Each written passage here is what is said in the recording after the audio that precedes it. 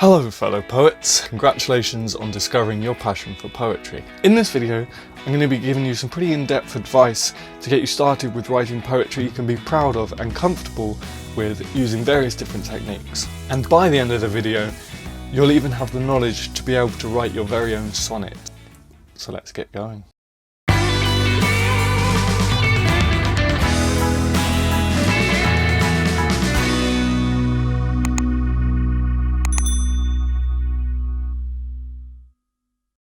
Nowadays I feel like everything is being classed as poetry. A quick Instagram search would prove that.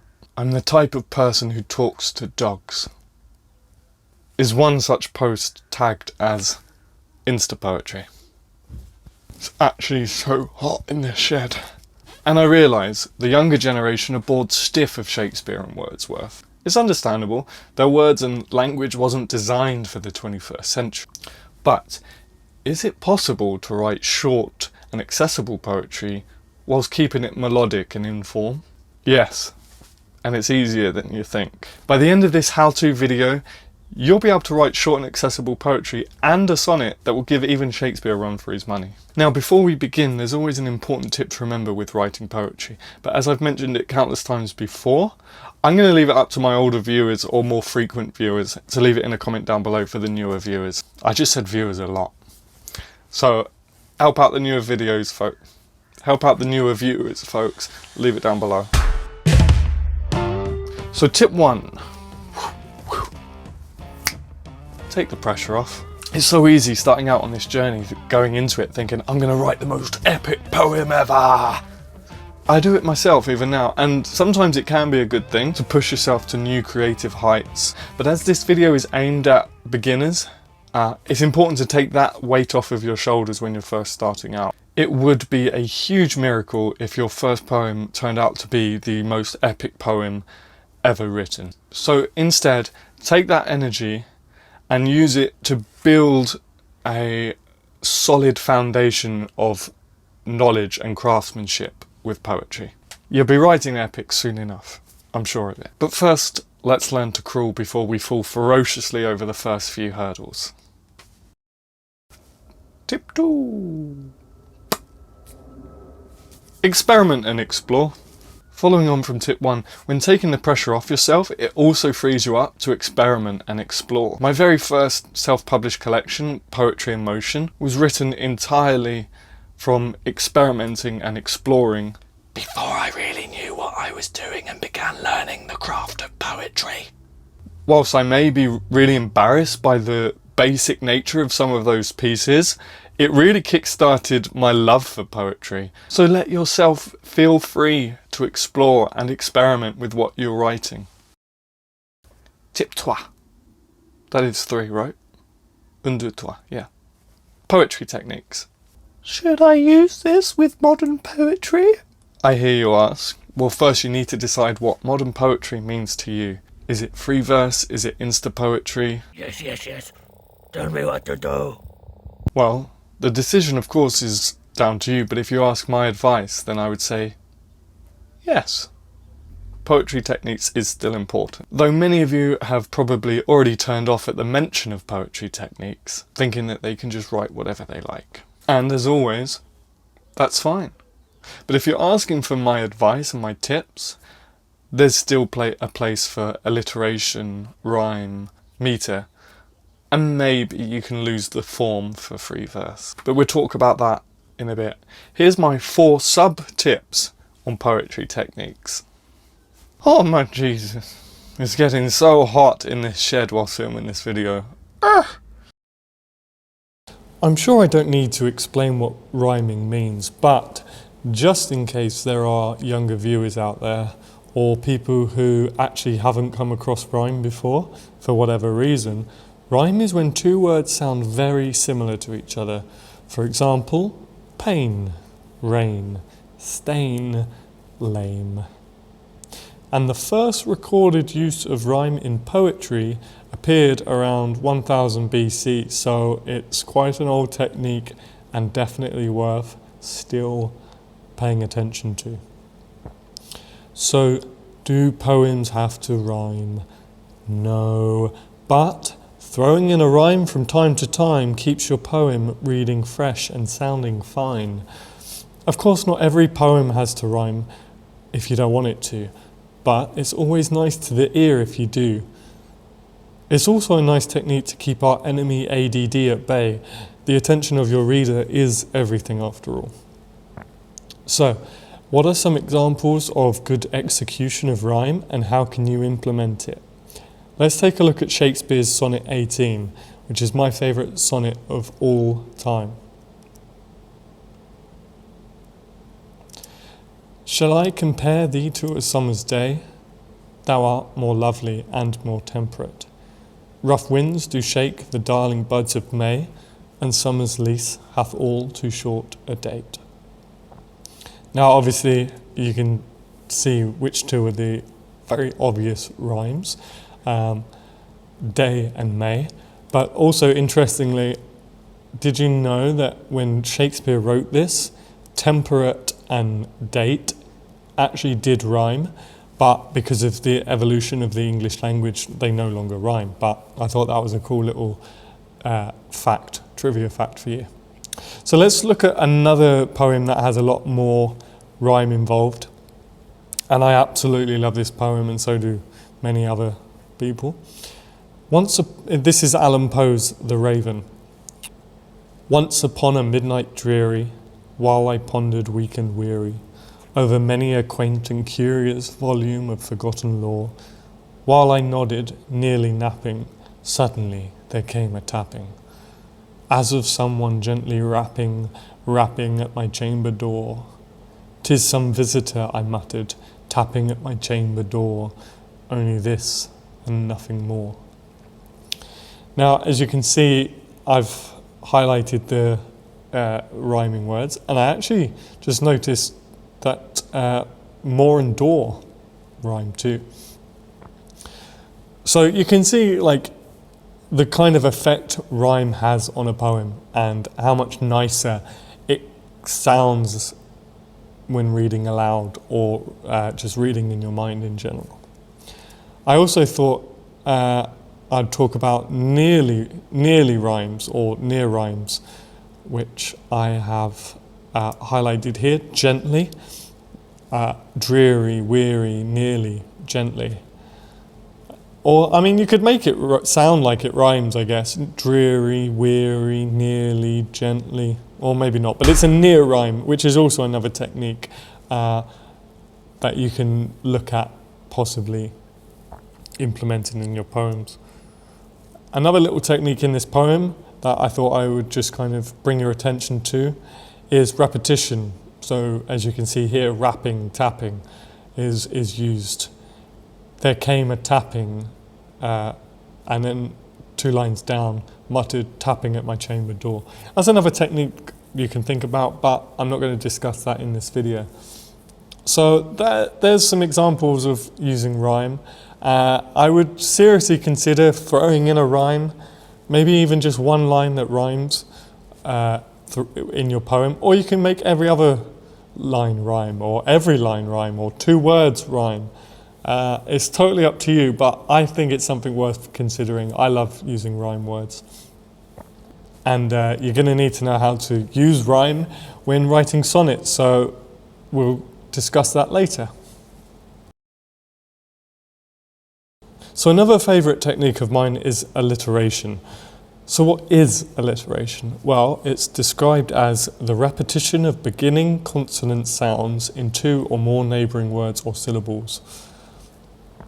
I find when reading or using alliteration, should I say, it just automatically makes the poem sound more poetic, sound better, and really helps with the sort of flow of the piece. So let me just quickly show you an example. Sorry, my voice keeps cracking. I've got an awful cold, so that's why. So this is Shakespeare's Sonnet 5. Sap checked with frost and lusty leaves quite gone. Beauty are snowed and bareness everywhere. Then were not summer's distillation left, a liquid prisoner pent in walls of glass. Beauty's effect with beauty were bereft. Excuse me. Now, I really like this piece, and I used it, for example, because it's got perfect alliteration, 2 examples of alliteration. So you see lusty leaves is the most common way of using alliteration, I guess, is the easiest way to spot it. When 2 words follow each other beginning with the same letter or sound. Lusty leaves.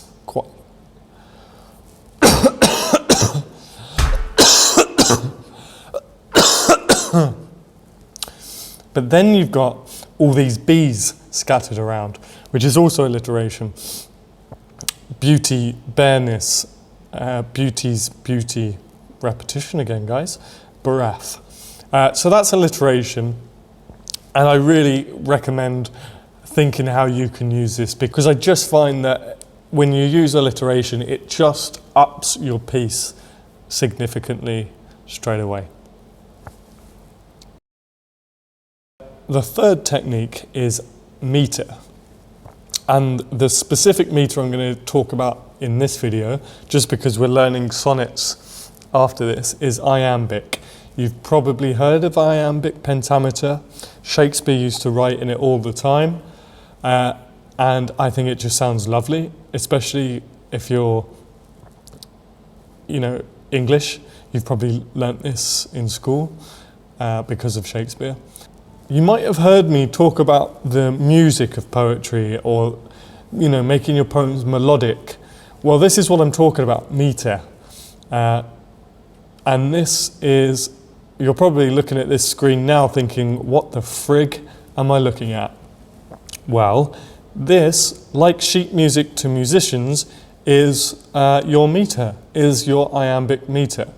And basically, it sounds like dee-dum, dee-dum, dee-dum, dee-dum, dee-dum. It's a line of verse with 5 metrical feet, each consisting of 1 short or unstressed syllable, followed by 1 long or stressed syllable. So, for example, shall I compare thee to a summer's day? Thou art more lovely and more temperate. So that is metre. That's basically what you want to be looking at doing. Dee-dum, dee-dum, dee-dum, dee-dum, dee-dum.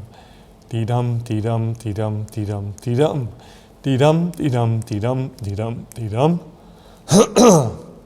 Dee-dum, dee-dum, dee-dum, dee-dum, dee-dum.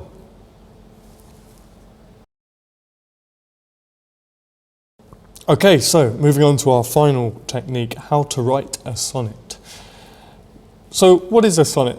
Well, a sonnet, we're going to be specifically looking at the English sonnet, the Shakespearean sonnet, not the Italian sonnet, because that's my favourite piece to do. And so what is a sonnet? Traditionally, a sonnet is written as a love poem to someone you care about very, very much. And the first thing I do when coming to writing a sonnet is this. That's the first thing I put on my page. A, B, C, D, E, F, G, G. And why do I do that? I hear you ask. Well, because of this. The A couples with the other A, the B couples with the other B. So A rhymes with A, B rhymes with B, C rhymes with C, D rhymes with D, and so on and so on. And you'll notice at the end you've got G, G. Well, this is our king couplet, I guess you could say, and they rhyme with each other and they wrap up the whole poem. So let's go back to Sonnet 18, which, as I said, is my favourite sonnet of all time. And don't forget what I said about iambic pentameter. This is where we put the two together, the metre and the form. Sonnet being the form, iambic being the metre. Shall I compare thee to a summer's day? Thou art more lovely and more temperate. Rough winds do shake the darling buds of May, and summer's lease hath all too short a date. Sometime too hot the eye of heaven shines, and often is his gold complexion dimmed. and so on. That's the meter. Don't forget the unstress and the stress. D-dum, D-dum, D-dum, D-dum, D-dum. And basically you're looking to go back to A, B, A, B, C, D, C, D. Every line has 5 D-dums. If that makes sense, there's 5 sets of D-dums. D-dum, D-dum, D-dum, D-dum, D-dum. Next line. D-dum, D-dum, D-dum, D-dum, D-dum. So for now, that is all the information I'm going to give you. There is a little bit more to sonnets and how you write them. For example, the EF stanza traditionally is something where you flip the poem on its head and you look at the other, you change tones a little bit.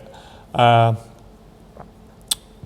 that, I think for now, as a beginner, I think you need to go back to being free and exploring with this form and not worry too much about when you have to change tone, because we can do a whole video on sonnets if you like. Actually, let me know in the comments below if you want a whole video just about writing sonnets. But for now, I think that's enough info on form to get you started. So let's go back into our main video and go on to tip 4.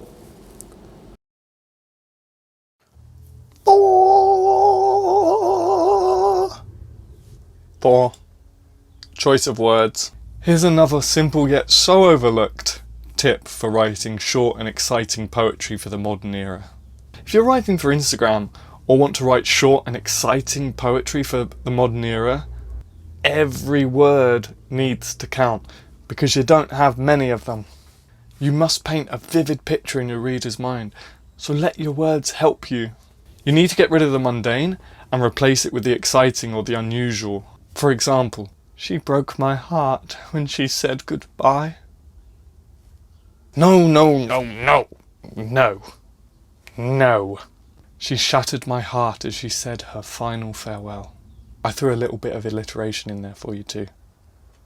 It's still a basic sentence and needs building upon, don't get me wrong. But by being conscious of the words that you use and seasoning it with just a pinch of dramatic flair, it's a much more enjoyable sentence to read. However, with all of that being said, keep it beautiful. It's very easy to go overboard with it all, so make sure you're reading back your poem regularly to make sure that it's still an accessible poem and doesn't go too far. 5. Have 5. I am awkward. Tip 5. The most important thing is that you're writing from the heart and you explore it. Really, you can scrap everything I've just said and write an inspired piece just from writing from the heart. Poets are explorers of the human condition and of the world, so be curious and then write from within. Once I read a poem on Instagram that read, and I quote, "I looked at her and I loved her." What? Sure, we all know how that feels, right? But there's no exploration, there's no depth. I want you guys to be really brave and dig deep and find out what it means to feel, to see, to touch.